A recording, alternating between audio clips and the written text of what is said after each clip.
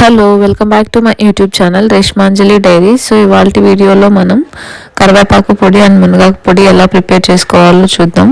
First కరివేపాకు and మునగాకుని మంచిగా వాటర్లో కడుక్కొని ఒకరోజు మొత్తం ఎండలో ఆరబెట్టుకోవాలి. తర్వాత నువ్వుల్ని మంచిగా ఫ్రై చేసుకోవాలి. నువ్వులు మంచిగా ఫ్రై అయిన తర్వాత మనం ముందుగానే పల్లీల్ని ఫ్రై చేసి పెట్టుకోవాలి. ఇవంతా మంచిగా ఆరబెట్టుకోవాలి. నెక్స్ట్ కరివేపాకుని మంచిగా ఫ్రై చేసుకోవాలి. కరివేపాకు, నువ్వులు, ఎండుమిర్చి, వెల్లుల్లి, పల్లీలు ఇవంతా మంచిగా ఫ్రై చేసుకున్న తర్వాత దీన్ని మిక్సీలో ఫైన్ పౌడర్ చేసుకోవాలి. నూనె ఎక్కువ పౌడర్ లాగా చేసుకుంటే మరీ తినేటప్పుడు బాగోదు. సో మరీ అంత పౌడర్ కాకుండా బరకగా మిక్సీలో పౌడర్ చేసుకుంటే సో మనం తినేటప్పుడు మనకి పంటి కింద తగులుతూ మంచిగా ఉంటుంది టేస్ట్. సో తర్వాత మనం సాల్ట్ యాడ్ చేసుకోవాలి. సేమ్ ఇంగ్రీడియంట్స్ ఫర్ మునగాకు ఆల్సో.